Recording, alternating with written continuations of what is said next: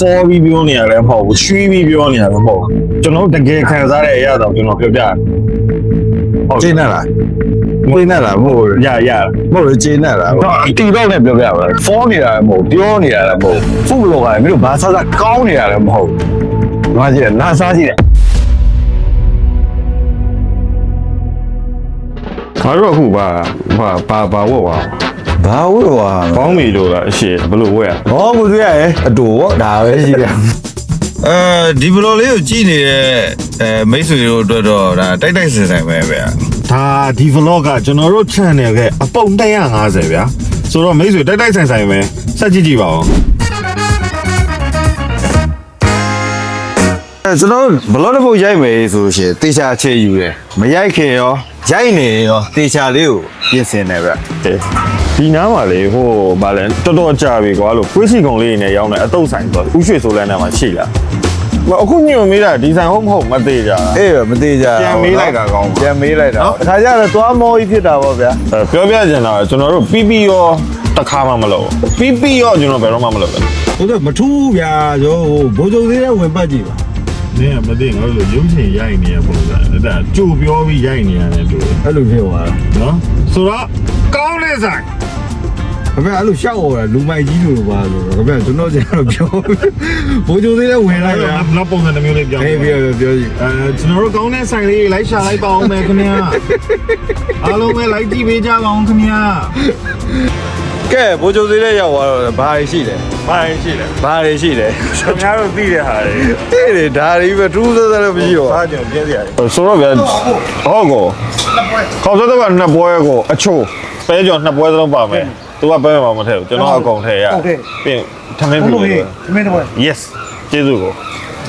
ဆိုတော့ဗျာကျွန်တော်တို့ပြောပြချင်တာစိုင်းတစ်ဆိုင်အကြောင်းကိုကျွန်တော်တိတိကျကျအချိန်ယူရိုက်အခုဆိုလို့ရှိရင်ကိုတန်းကဒီဆိုင်ကိုအသက်သွင်းလိုက်ပြီဘလို့ရုပ်တဲ့ရောင်းရမလဲဆိုတာစောင့်ကြည့်လိုက်ကဲမယုံမရှိတယ်နော်စိုင်းစဖွင့်လာပြီစားဖို့ဘယ်နှမိနစ်စောင့်ပြီးပါလဲ10မိနစ်လောက်စောင့်ပြီးပါ10မိနစ်လောက်စောင့်ပြီးပါအနေရိုက်စားနေကြမယ်နေရိုက်စားတယ်ရုံးတော့ပြန်လဲဝင်မှတ်ထားတယ်โอเคကျေးဇူးတော်ကြပါလေတကယ်ဆိုင်ဗျာကျွန်တော်တို့10:40ပေါ့မနက်10:40ပဲရှိသေးတယ်အခုပဲကားဆိုင်တယ်ဘယ်ရစိတ်ုံကြီးဖြစ်သွားတယ်ကျွန်တော်တို့ဘာကြောင့်ဆိုင်တဲ့ဆိုင်ကိုသေချာရိုက်တာလဲဆိုလို့ရှိရင်ကြည့်နေတဲ့လူတွေကိုယ်တိုင်အဲ့ဆိုင်လေးကိုသွားစားရတယ်လို့မျိုးခံစားလို့ရအောင်အဲ့ကြောင့်ကျွန်တော်သေချာရိုက်တာပါညဒါဒီလိုရိုက်တာလေကျွန်တော်တို့နှစ်ယောက်ကဝါသနာပါတာဗျတေချာကိုဖြုတ်တာဘယ်လိုရပြီဟင်းကကျေးဇူးတော်သမင်းရုံးမလားတပွဲလောက်ပေးထားကြည့်လိုက်ကွာနော်ဘာညာပေါ့သမင်းဖြူနေကျွန်တော်ဒီနေ့မနေ့အတုံးနဲ့တော့ဘယ်ဆိုင်လဲလို့ပြောလိုက်လို့ရှင်အော်ဆိုဖြစ်သွားမှာဒါကျွန်တော်မြင်းကြီးကုန်းဈေးလန်းလို့ပြောမှာဟမ်ဓမ္မယုံလားမှတ်တာဒီကဘာလန်းလဲဓမ္မယုံလားတော့ဟုတ်တယ်ဓမ္မယုံလန်းကိုလင်းနဲ့မက်စင်အတုံးဆိုင်ဆိုတာမနက်ဆိုဒီဘက်မှာအလုံးဝအုံးထသာပြောရကြတယ်အုံးထညဆိုင်လေးမေးလိုက်ညာအဲ့အဆုံးဘယ်တော့စား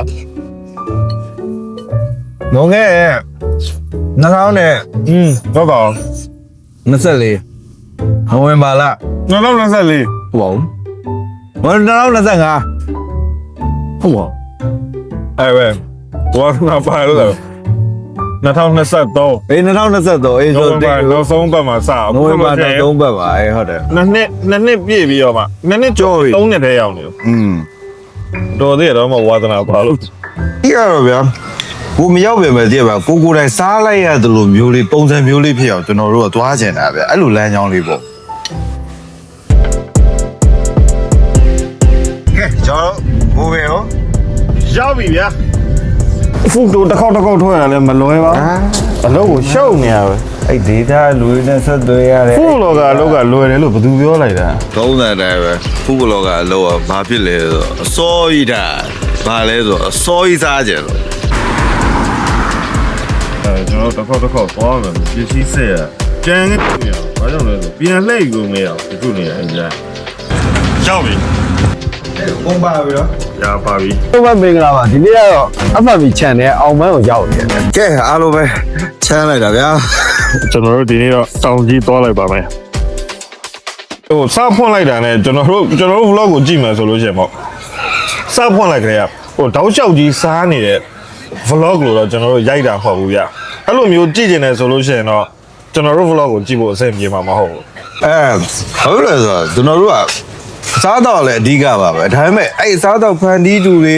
စားသုံးသူတွေရဲ့အတန်တွေကိုကျွန်တော်တို့ကနားထောင်ခြင်းနဲ့ပြီးသွားရင်ကျွန်တော်တို့ဆိုင်ရှင်တွေနဲ့စကားပြောခြင်းအစားတော့ကြောင်းတွေကျွန်တော်တို့ကစကားတွေထိုင်ပြောခြင်းအဲ့လိုပုံစံမျိုး မဟုတ်ပါဘူးဗျာကောင်းပြီလားဘာစားနေရအန်တီတော့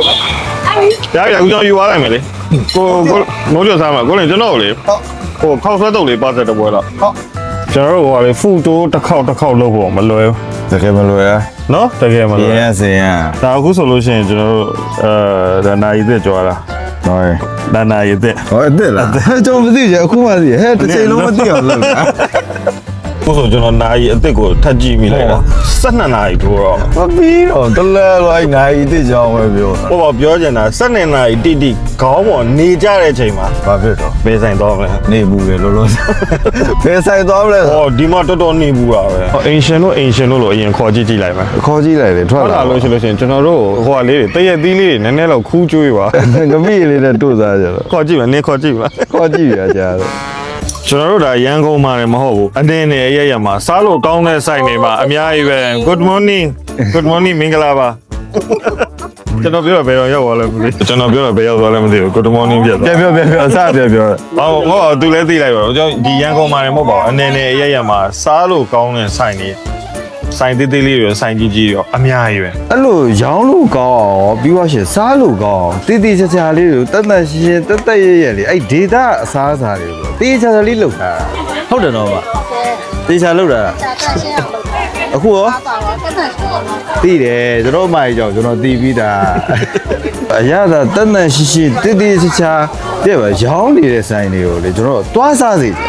ဟောအဲ့လိုမျိုးသွားစားရပါရောဟာကောင်းလိုက်တာကွာဆိုကျွန်တော်တို့ IPD လေးတွေပဲအဲ့လိုမျိုးသူတို့လာပြောမှသိရပါဟာဒီလေးအကိုရေးပေါ့တော့ကြည့်ငါတို့သွားစားပြီးတော့ကောင်းလိုက်တာကွာဆိုကျွန်တော်တို့အဲ့အတွက် PD လေးပဲဒါလေးပဲလိုချင်ကျွန်တော်ဘာမှမလိုချင် စိတ်မအိုက်ဘူးအင်ကြီး ဟိုအဲ့ရပဲအသာတရားပြတ်သွားပါဒါလေးပဲဒီလိုဘာမှရှိဘူး ဘာပြေးနေတာ ဟမ် ပြေးနေတာ ဥရှိ ဦးလေးဦးလေးဘာတွေတောင်ကြီးမြောက်ကြီးတော့ဘာတွေလိုက်ချောင်း ဘယ်ဆိုင်ပွင့်ပြီလဲဆိုင်ကအခုမှပြင်တော့ဘိုက်ဆိုင် စနေပြီလား ဘိုက်ဆိုင် ဟိုလေဦးလေးဘာစားကျင်တယ်ကျွန်တော်သိတယ် သိရ သိတယ် ဦးလေးလေ တမင်းကြော်လေးလေဟမ်ကျုပ်မွေကြော်လေးနဲ့ ဆိုင်ရပြောမှာ မွေးငါဟင်းတွေစားလိုက်က မင်းတို့ကျွန်တော်တနင်္ဂနွေနေ့တိုင်းလာစားတာမယုံလို့ဗျာနည်းနည်းပြောပေးပါဦးပြောတစ်ချက်ပြောပေးပါဦး ဟုတ်ကဲ့မင်းတို့နေပတ်တိုင်းလာစားပါလေ စိတ်ညစ်လောက်အောင်လာစား စိတ်ညစ်လောက်လာစား သိညစ်တယ်ဆိုပြရပါဗျာ စိတ်ညစ်တော့လာစားတော့ ပြောင်းလာစားရလို့ပါ တနင်္ဂနွေနေ့မနက်ဒီဆိုင်မှာလာစားတာအဲကျွန်တော်တို့ပြောချင်ခြင်းတစ်မျိုးပဲ ခုမှစားပါ အခုမှစားမှာ ကောင်းကန်းအခုမှစားပါ ခင်ဗျားတို့အရင်သိချင်နေတဲ့ကိစ္စတခုကျွန်တော်တို့ကကောင်းတဲ့ဆိုင်ပဲရိုက်တယ်ဗျဟုတ်ပြီနော် ဟုတ်တယ် တေချာပြန်ပြောမယ်ကျွန်တော်ကောင်းတဲ့ဆိုင်ပဲရိုက်တယ်အဲ့လိုကောင်းတဲ့ဆိုင်တစ်ဆိုင်ရိုက်ဖို့တော့ကျွန်တော်တို့မှာသုံးရတဲ့ resource တွေအများကြီးပဲ မအဲ့ပါဗျာမကောင်းတဲ့ဆိုင်ရိုက်လိုက်ပါပြီဘု து အတွက်အကျိုးရှိသွားမယ်ကြီးစုသူတွေဖြစ်မလားကျော်စားသုံးသူတွေဖြစ်မလားဆိုင်ရှင်တွေကောင်းကျိုးပြုမလားကျွန်တော်တို့အတွက်ကောင်းကျိုးပြုမလား ဘယ်သူတော့မှတော့ကောင်းကျိုးမရှိ ဘ ဘူး သူတော့မှမရှိ ကျွန်တော်နောက်ဆုံးတစ်ခေါက်ပြန်ပြောရမှာကျွန်တော်တို့ကောင်းတဲ့ဆိုင်ပဲရိုက်ပါဟုတ်ပြီနော်ကျွန်တော်ဒီမေးခွန်းကိုကျွန်တော်ဒီအဖြစ်လေးနဲ့ဒါပထမဆုံးချိန်နဲ့နောက်ဆုံးချိန်ဖြည့်ပေးတာ ရပါပဲကဲလာပါပြီကွန်မန့်လေးပေါ့ကောင်းတာလည်းရှိတယ်မကောင်းတာလည်းရှိတယ်အဲ့ပါဗျာမကောင်းတာခါပြီးများတာပေါ့ ဒါပေါ့ဘယ်တက်နိုင်မှာမလဲအကုန်လုံးကသူ့အကြိုက်နဲ့သူပေါ့ကျွန်တော်တို့သွားတဲ့ presentation style ကျွန်တော်တို့ content ပုံစံကိုကြိုက်တဲ့လူလည်းရှိမယ်မကြိုက်တဲ့လူလည်းရှိမယ်ဒါတော့တော့ပြုတ်လို့မရဘူးဗျာ အခုနောက်ပိုင်းတော့ဘာဖြစ်လဲပြုံးလေးပေါ့အဲ့ပါပါကျွန်တော်ပြောကြတယ်ဖူးဘလောကလုပ်ပြီးတော့ဝတ်သားမစားဘူးပေါ့နော်တကယ်ပါ ဟိုကတုံးပေါ့ ဘိုးကတော်ပေါ့ဗျာဝတ်သားမစားရကတော့ပေါ့ကျွန်တော်တော်တော်လေးဖိုးနေကြပြောကြကျွန်တော်ကလည်းရှောင်တာမဟုတ်ဘူးဗျဟိုဟာကြောင့်ဒီဟာကြောင့်ရှောင်လိုက်တာလည်းမဟုတ်ကျွန်တော်ကိုယ်နဲ့ကမစားကြတာပြောမယ်ဆိုငငယ်တုန်းတည်းအောင်မစားတာအခုမှထမစားတာပေါ့ဟိုးအရင်ငငယ်တုန်းတည်းအောင်မစားပြစ်တာလေ ကျွန်တော်ကြတော့သူတို့ကစိတ်ဝင်တစားနဲ့ပေါ့နော်စိတ်ဝင်တစားနဲ့မေးကြတာဗါလဲဆိုကိုသူကဘာကြောင့်လို့စားကန်ဒီခဏခဏအဲ့လိုနမ်းကြည့်တာလဲပေါ့ဘာကြောင့်နမ်းတာလဲပေါ့သိရမလားကျွန်တော်လည်းဟိုတမင်တက်တက်ကြီးလုံးယူထားတာတော့မဟုတ်ဘူးဗျဟိုကျွန်တော်လည်းအကျင့်တစ်ခုဖြစ်နေရပေါ့လူတယောက်မှာအကျင့်အမြဲစွဲနေတယ်ဆိုတော့ကျွန်တော် အပြင်မှာလည်းအဲ့တိုင်းပဲဟိုဘာစားကျွန်တော်အဲ့လိုအရင်ဆုံးနန်းကြည့်ပြီးမှဟိုစားလေစားထားရှိတယ်အဓိကဘာလဲဆိုတော့ဟိုငါစားမဲ့အစားအသောက်ကဘလို့အနှံ့ရှိလဲပေါ့သိရမလားအဲ့အနှံ့နဲ့အရင်ဆုံးကိုကအဆုံးဖြတ်တာဟိုမမွေးငါဆိုလဲဟဲ့ဒါဘလို့အနှံ့လေးနော်ဟိုဝတ်သားတို့လိုစားမှဆိုဟဲ့ဒါကြောင့်ဘလို့အနှံ့ပို့ပြင်းလဲအဲ့ဒါကြောင့်နန်းကြည့်တာပါတခြားတော့မဟုတ်ပါဘူးကျွန်တော်တို့ဒီ2နှစ်ကျော်3နှစ်ထဲဝင်လာတဲ့ကာလအတွင်းမှာကျွန်တော်တို့ဆိုင်တွေတော်တော်များများကိုကူညီပေးလာနိုင်ခဲ့တယ်ဗျကျွန်တော်တို့တွေလေဟုတ်လားအေးရှင်းတာပဲဘယ်သူပြောရလဲဆိုင်ရှင်ဟောအဓိကဆိုင်ရှင်နေစီကနေပြီးမှကျွန်တော်တို့ဒါ feedback လေးပြန်ကြပါတော့တချို့ရေဆိုလဲရောင်းကောင်းတယ်တချို့ရေဆိုပို့ပြီးတော့မှအဆင်ပြေလာတယ်ပေါ့နော်အဲ့ဒါလေးဝမ်းသာဖို့ကောင်းတယ်ပြီးရင်နောက်တစ်ချက်ကဘာလဲဆိုတော့ကျွန်တော်တို့ဆိုလို့ရှိရင်ခဏခဏပေါ့နော်ဘယ်လိုပြောမလဲကျွန်တော်တို့ကကြောက်ကလေးတွေတားချစ်တာချစ်တယ်ဆိုတော့ကျွန်တော်တို့ကလေးတွေစီသွားပြီးတော့မှဟိုကျွန်တော်တို့မိဘမဲ့ဂေဟာတွေသွားတယ်ကျွန်တော်အလှူတွေလုပ်ဖြစ်တယ်တခါလေကြာရင်လည်းကျွန်တော်တို့ channel မှာကြည့်နေတဲ့ဟိုမိတ်ဆွေတွေပါဝင်တခါတည်းပါဝင်ပြီးတော့မှပူတူသွားတဲ့ဟာရှိတယ်ပေါ့နော်ဒီဘလော့လေးကကျွန်တော်တို့ဆိုင်မှာသွားစားရတယ်ပေါ့အစားတောက်ကြီးစားပြရဘလော့လည်းမဟုတ်ဒီချာလေးကြည့်ကြည့်လိုက်ပါ1 2 3 stop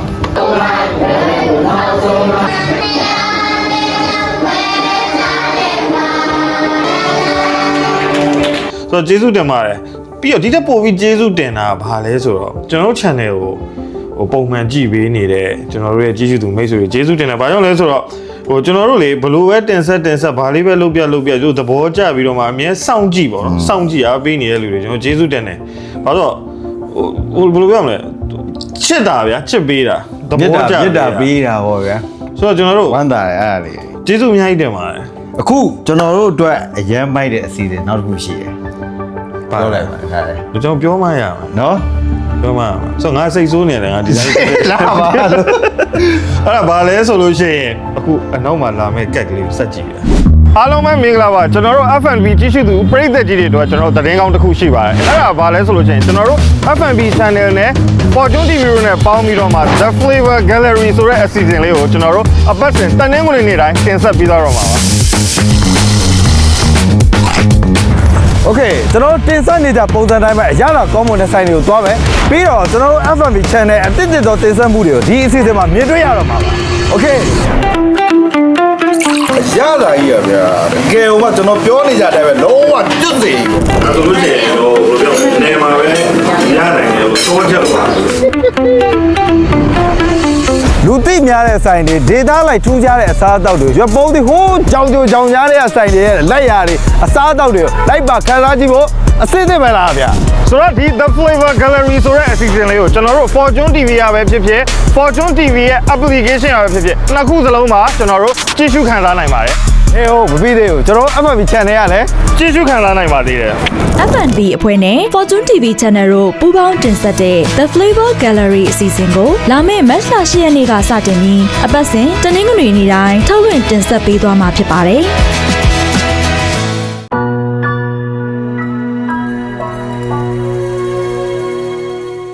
ဒီလိုဗျဒီလိုအဲ့ကိစ္စကျွန်တော်ပြောပြမှာပဲဖြစ်တော့မှာတကယ်တမ်းကြောက်ကျွန်တော်တို့တွေကလေစကားပဲထိုင်ပြောကြတာ